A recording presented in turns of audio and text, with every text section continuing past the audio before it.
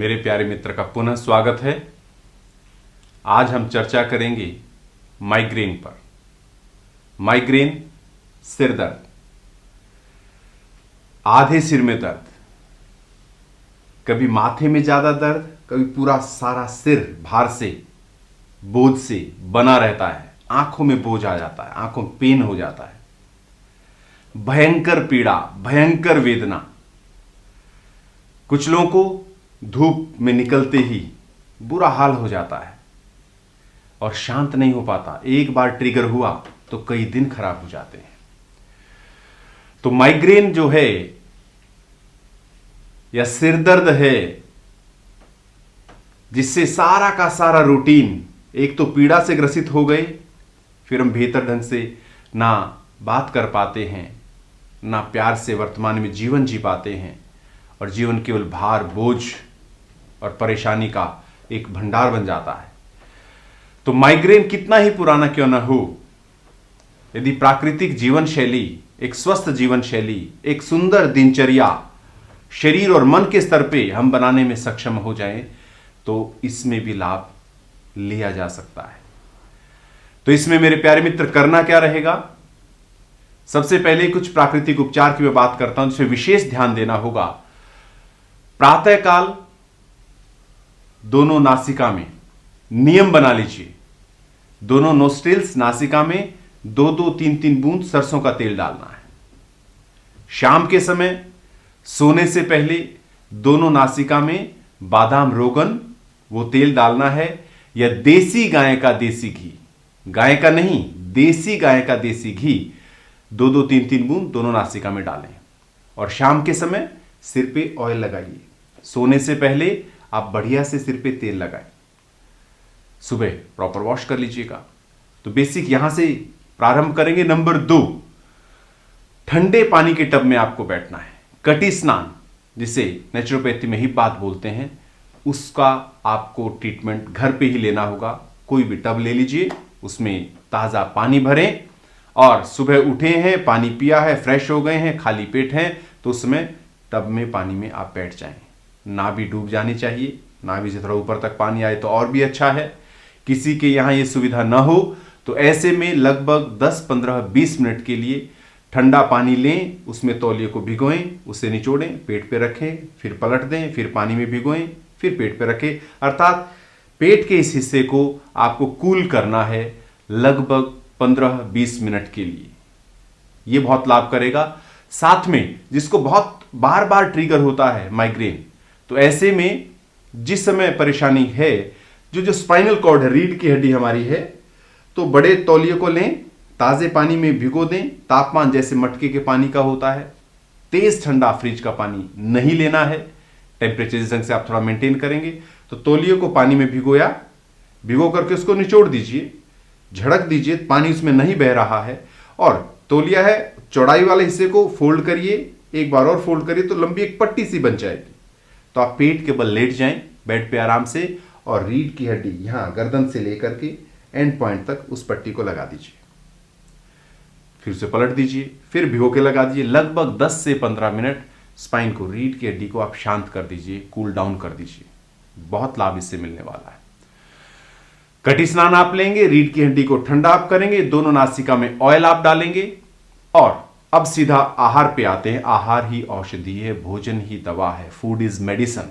यदि सिद्धांत को हम भूल करके जीवन जी रहे हैं, तो निश्चित जानिए मेरी दृष्टि से पूर्ण स्वस्थ होना बड़ा कठिन विषय है।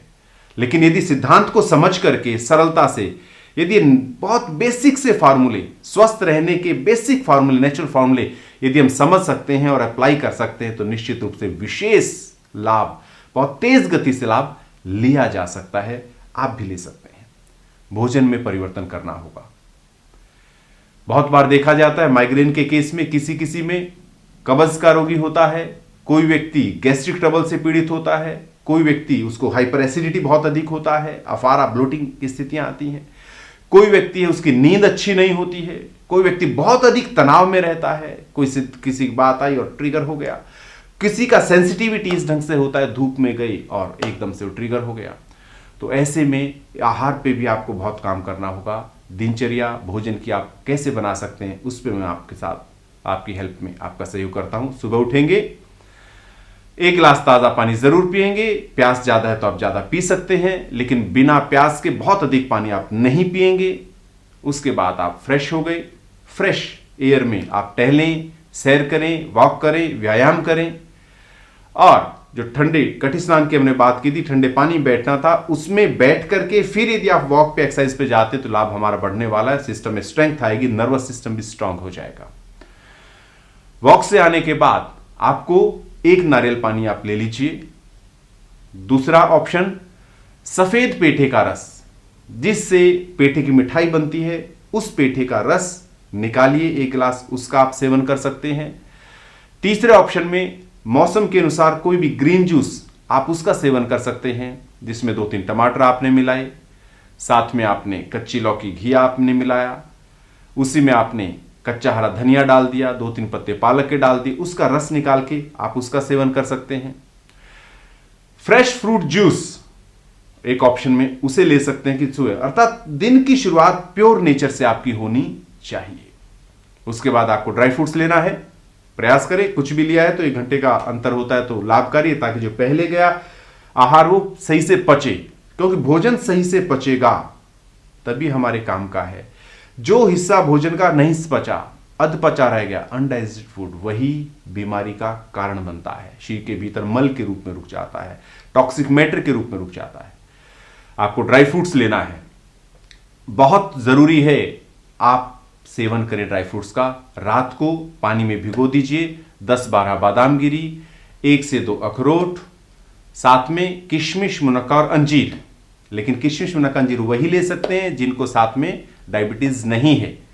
डायबिटिक पेशेंट नहीं है तो आप 10 किशमिश, 5 मुनक्का, 2 अंजीर रात को भिगो दीजिए, इसका सुबह सेवन करें। किशमिश, मुनक्का, अंजीर का पानी पिया जा सकता है, बादाम अखरोट वाले पानी को फेंक देंगे। सुबह के समय जो ड्राई फ्रूट्स ले उसे रात को भिगोया था, सेम डोज सुबह फिर भिगो दीजिए कटोरी पानी में, शाम के समय लेना था। 2 समय आपको ड्राई फ्रूट्स लेना रहेगा। उसके बाद ब्रेकफास्ट में ड्राई फ्रूट्स के साथ ही भूख यदि अच्छी है, भरपेट मौसम के फल का आप सेवन करें। यदि केले का सेवन कर रहे हैं तो बहुत अच्छे से पका हुआ होना चाहिए, चितलीदार होना चाहिए। कच्चे केले का सेवन आप नहीं करेंगे, ज्यादा बेहतर है। यदि दिक्कत आपको है तो आप 10-15 दिन डाइट में फ्रूट्स खूब सारा लें, केले को अवॉइड करें। फ्रूट्स आपने लिया, उसके 2-3 घंटे बाद भूख अनुसार आप फ्रेश फ्रूट जूस ले सकते हैं या दोबारा से फ्रूट्स ऐड कर सकते हैं। फिर सीधा दोपहर के भोजन पे पहुंचेंगे। भोजन बहुत सात्विक लेना होगा। मौसम की सब्जियां आप उसमें लीजिए, हरी चटनी आप उसमें लीजिए। अन्न में विशेष परिवर्तन आपको करना ही रहेगा यदि आप पूर्ण स्वस्थ होना चाहते हैं। उसमें आप जौ की रोटी लें, जौ 80%, 20% चना मिलाकर उसकी रोटी लें। जई, ओट्स की रोटी आप लें, या जौ का दलिया आप लें, ओट्स का दलिया आप लें। कभी कभार टेस्ट चेंज करने के लिए आप बेसन का चिल्ला अर्थात चने के आटे का चिल्ला ले सकते हैं, लेकिन फ्रीक्वेंटली नहीं। ज्यादा लाभकारी आपको जौ का अन्न रहने वाला है। प्रयास करें कुछ समय के लिए आप चावल को, गेहूं को अवॉइड कर सकें। भोजन के साथ फिर वही नियम, आपको पानी नहीं पीना है, ज्यादा मिर्च मसाले नहीं प्रयोग करेंगे। भोजन के साथ आप टमाटर ले सकते हैं यदि पथरी आदि का रोग नहीं है। भोजन के फिर 1 घंटे बाद पानी, 3-4 घंटे तक हर घंटे पे पानी। भोजन के 4 घंटे तक लगभग आपने और कुछ भी सेवन नहीं करना है। शाम का समय हुआ, फिर से आप नारियल पानी ले सकते हैं, या फ्रेश फ्रूट जूस ले सकते हैं, या भरपेट फल ले सकते हैं, या जो सुबह आपने ड्राई फ्रूट्स भेजा था उससे आप लेंगे। फिर शाम का भोजन, बहुत देर से भोजन मत किया करें यदि संभव है तो। भोजन के लिए आप क्या करेंगे, शाम का हल्का भोजन दलिया हो सकता है, जौ का दलिया, ओट्स का दलिया, ज्यादा लाभकारी रहने वाला है। रात को सोते समय यदि पेट खुल के साफ नहीं होता है तो कुछ दिनों के लिए, सप्ताह 10 दिन के लिए आप 2 चम्मच इसबगोल गर्म पानी के साथ ले सकते हैं।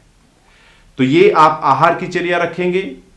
छोटे से ट्रीटमेंट की आपसे मैंने बात की, उसको आप जरूर प्रयोग करेंगे। साथ में आपको मन पे विशेष कार्य करना होगा। कहते हैं कि पहले रोग मन में आता है, फिर तन में आता है। तो मन को थोड़ा सा संतुलित हम करें। किस चीज में आप प्रसन्न होते हैं उस तरह के कार्य अपने आप बढ़ा दीजिए। आप अपने पैशन को देखिए, जिस तरह की एक्टिविटीज में आपको ज्यादा आनंद आता है, आप खिल जाते हैं, उत्साह से भर जाते हैं, उस ढंग की एक्टिविटीज को थोड़ा सा बढ़ा दें। और मुस्कुराना बिल्कुल ना भूलें। मुस्कुराना अति आवश्यक है। बिना मुस्कुराहट के जीवन जीवन ही नहीं होता है। बहुत पीड़ा है, मैं समझ सकता हूं। आप कहेंगे इतनी पीड़ा में आप मुस्कुराने की बात कहते हैं। मेरे प्यारे मित्र, वास्तव में हम चेतना के स्तर पे हैं ही इतने ऊंचे। यदि हम धक्के से बाय फोर्स, आप परेशान हैं, उलझे हुए हैं, पीड़ा में हैं, दर्द में हैं, निराश हैं, हताश हैं, या कोई ऐसी परिस्थिति में उलझ गए हैं जहां पर राह नहीं दिख पा रही है, तो मैं फिर से कहता हूं, क्योंकि जब आप उलझ गए हैं, आप पीड़ा में, भार में हैं, तो मन गिर जाता है। तो पहली आवश्यकता है कि मन उठना चाहिए, मन का टोन का लेवल उठना चाहिए। हमारे भीतर विश्वास, उत्साह, एक लक्ष्य प्राप्त करने की भीतर एक जील क्रिएट होनी चाहिए। तो उसके लिए आपको मुस्कुराना ही रहेगा।